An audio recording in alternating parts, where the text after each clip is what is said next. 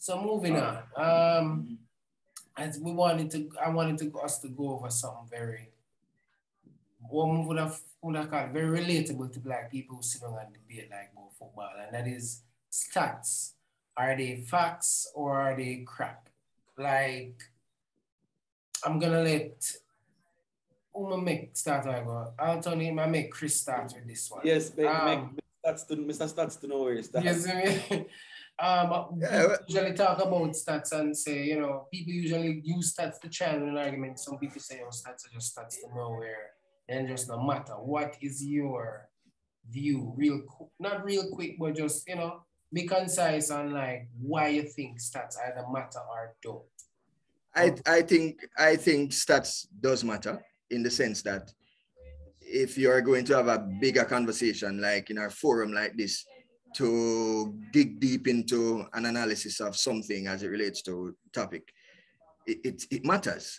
However, I mean, if I am sitting with my 10-year-old son or my 8-year-old son and we start and he's interested, I sense an interest in football.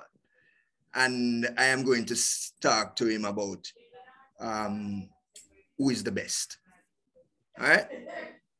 I'm going to talk to him about who is the best. I am not going to say, oh, this player scored the most goals in La Liga. I'm not going to say that. I'm going to say this player scored the most goals overall. Right? That is what I am going to say. I'm not going to try to break it down and say, in between 2002 and 2005, this player did this and that. I'm not going to talk about that. Saying from a retrospective perspective. I don't think it's retrospective. I just think that the main stats is what is important if you are going to try to inspire somebody. To break it down into the, look, I can tell you that this is my opinion, okay? I think that this all focus on the nitty-gritty of football is a Messi era creation. Messi fans, hold on. Yes, this I'm telling you, I'm giving you my opinion. If you notice, I preface my comment by saying that it is my opinion. It is a Messi era creation because with Messi, the goalpost is ever moving. They used to, when our group just started, or our football group just started, we used to see stats like most dribbles over the last 45 minutes, most dribbles over the last 10 minutes in our particular game, stuff like that. I'm like, what the hell does that matter? How does that is a stat to nowhere? And that is what I'm saying. When you, at the end of the match, the overall information generated by the game is what is important. Who won? Who scored? Who did this or that? Yeah. So, and that is how I feel about stats. No, the other day I posted something, and let me talk about that. The other day I posted something, and I agree. If you were to take it at face value, it is a stat to nowhere.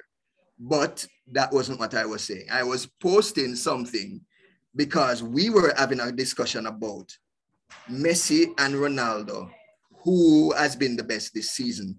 And to me, the information I posted spoke directly to that. And I even made a caption under the thing that I posted that this is what I'm talking about. All right, yeah, sorry for going. Tony, what is first? They're gonna make you. There's so much to unpack here. First of all, I don't know what I mean by the Messi era, like Messi and Ronaldo in the same era. You know that mean, first of all. Secondly, this argument of you're talking to your 10-year-old, telling them about what the overall stats. I hope my 10-year-old will have an appreciation of mathematics and is able to understand that not only the 1 and 0 is important, but the 0.5 and the 0.0 is also important in making differentiation between things. So to speak more directly to what he's talking about, Messi and dribbling, I have personally I've never tried to make those stats anything of any importance of dribbling and stuff like that. It is not important within the bigger scale of the game, but if you're gonna talk about, for example, you're trying to look at how dominant a player particular was on the field, or a especially like a defensive player, how many tackles in one, stuff like that. If you realize that one defender is making more tackles, based looking at the stats, you can say, oh, he clearly had an impact later on in the game, and he may have helped his team to win or not lose as bad, whatever it was. So these stats are just when you're trying to look more deeply into the game to kind of find a better analysis of what happened, how it really happened, not just its score. Because if that's the case, we're not watch football. We can just look on the score and say, okay, that team don't want a team to lose. But we watch the game because we want to see things unfolding within the game. You get a sense of the momentum, you get a sense of different things by watching the game. And it's the same thing. Looking at the stats, it gives you a deeper appreciation of a player's contribution. Again, I agree, some of the stats are ridiculous and makes no sense of no quality, them just put out stats for stats' sake. Stats to know, as Chris would say. But others, I believe, are important. So the argument that sparked this was the goal per game situation. This missing goal per game is ridiculous. That's basic math. If you have a player who plays 10 games and scores 3 goals in 10 games, no, let me say 8 goals in 10 games, right? Another player plays 7 games or 8 games and score 11 goals in 7 games. If I am scouting a player, that one is clearly more, is clearly a better goal scorer. He's more efficient. He's scoring more goals in less games. That is so true. That is important to look at. That they can't just ignore. So yeah, one score 8. But that 10 game in played 3 more games than another player have more goals. So it is important when you're judging if you're comparing 2 players, the per game, whatever it is important, because one can have way more games than the other one, and the stats, the other one they have more. And the funny thing is, we use these same stats to big up other players. So, for example, if my favorite player play more game, or less games than another one, we can say, look, my player doesn't even play as much game as your player, and him score way more. Like when Bruno just come a Man U, him not play as much game as these other midfield players, but he's making a bigger impact, him have more assists and whatever. It's the same thing you're doing. That's the same stat. That is the per game stat that you're arguing. I have never made that point. No, I'm not saying specific to you, Chris. Oh, okay. I'm saying it's something that you probably. As you know, I don't make them. You what? No, I'm saying it's not. I wouldn't say that, and you know I wouldn't say that. Right, but I'm saying that would be important if a player just come in the league. And I don't. And when I spoke to the games per game, I am saying. Yeah. At the end of it all. Right. At the end of it all, and I am 80 years old, and I am talking about, right. And I am talking to a little youngster I come up.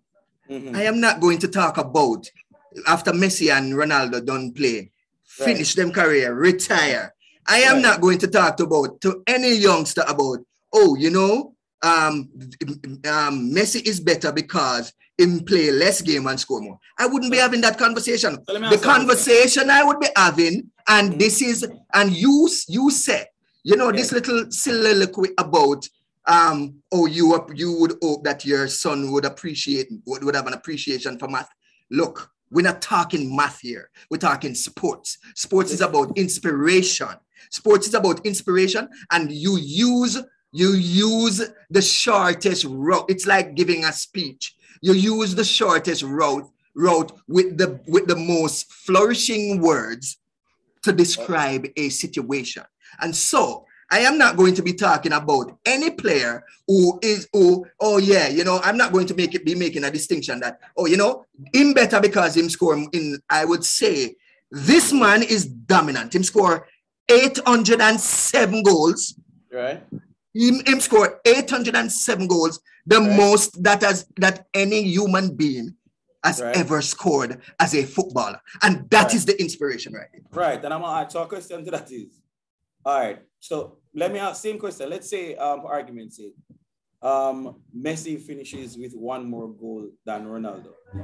He is the one that I would be talking about. You know, he's the one that I would be talking about, not Ronaldo.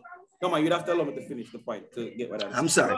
So I'm saying, if the case is that he finishes with one more goal than him, right? Or let's do it like how it is now. Ronaldo finishes with one more goal than Messi. And Messi has played 100 less games than him. If you're explaining this to your child, would that be of any significance? For the most part, no. No, most part are not. So I'm saying if you have one, let me Messi and Ronaldo. If he says for the most part, you have two players. Hold on, you have two players. One plays 100 more games than the other, and the other player scores one more goal than him in the end of his career.